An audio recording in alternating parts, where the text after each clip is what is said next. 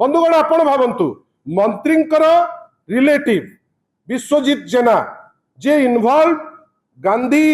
institute रे पढ़ुथिबा जो घटनाटी घटिला जोठी जड़े कोमलमती झीटी से जीवन हारिबा पाई बाध्य हैला कथा उठिला जे एई जो मंत्री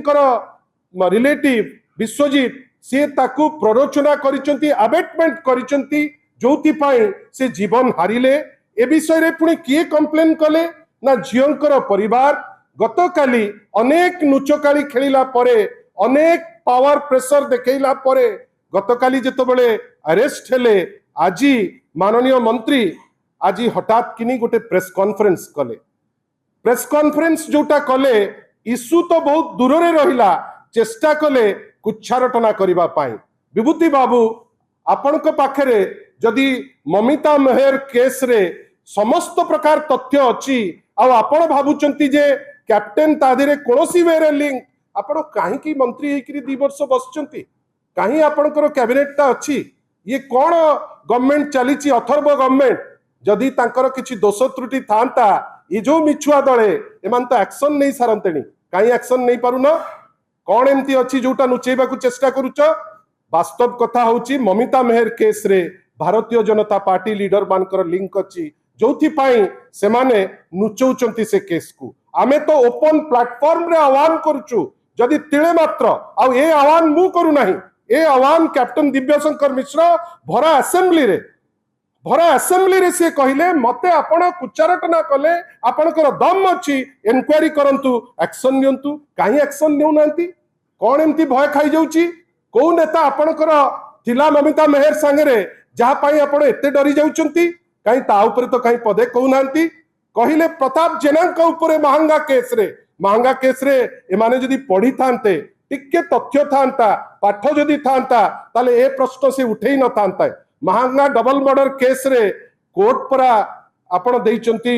रियाती देइचंती आपणकर माननीय श्री प्रताप जेना को कोर्ट रो इंटरवेंशन परे जदि विभूति जेनांकर किछि पचारिबार अछि से जाईकरी कोर्ट को जाउनांती तांकर तो एडवोकेट जनरल अछंती तांकर तो माळे माळ सरकारी वकील अछंती काई चुप हेकरी काई बसछ काहा को डरुछ काई ना महंगा केस रे भी भारतीय जनता पार्टी लोक इन्वॉल्व निजर व्यक्तिगत लड़ाई को आगुरु देखौथिले बीजेडी आडू को आंगुठी धरा पड़ी जाइचंती जोथि पाई वर्तमान गोटे नाटक करबा को पचौनांती आज कोन कहिले आज कहिले जे से जो बसिचंती जो प्रेस करबा पाई काहा को संबोधित कले हत्याकारी काहा को कहिले दुष्कर्मकारी काहा को कहिले कन्स्पिरेटर जदि विभूति जेना तो भारी काढुआ मंत्री बेली आमे जानिचु आमे तो जानिचु जे गोचर जमी भी जदि जड़े लोक खाई जाउथिबो से एरिया रे आउ माळ माळ जदि केस भियाउथिबे किए ताले किए सी समस्त तो जानिचंती जदि तुमे जानिचो किए हत्याकारी जदि तुमे जानिचो जदि किए दुष्कर्मकारी जदि तुमे जानिचो जे किए कन्स्पिरेटर तांकु तमे एक्शन नौ न डरुचो काहाकू आ विभूति महोदय आपण केस दूरेकरी केस को जदि चेष्टा करिवे डाइल्यूट करिवा पाई छी आमे ए टाइप रो जुक्ति को आमे घृणा करू जदि तथ्य अच्छी कहतु जदि तथ्य नहीं मु तो आपण को ताले दंगाकारी कहबी मु तो ताले आपण को कहबी मु तो पुराना गुजरात केस भी उठेबा पई बाध्य हबा हमें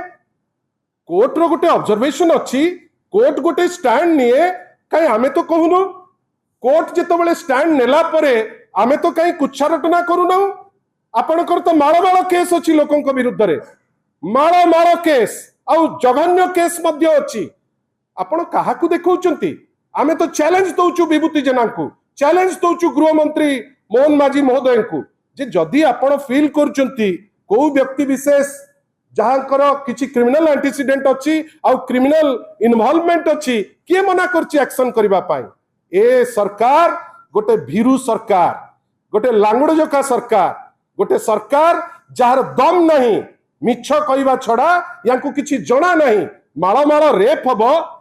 4000 रु ऊर्ध्व रेप हबो बिजु जनता दल चुप बसिबो विभूति बाबू आपण जदि भाबुथिबे 4000 रु ऊर्ध्व रेप हबो बिजु जनता दल चुप बसिबो ताहले एटा मिछ कथा आमे चुप बसिबु नाही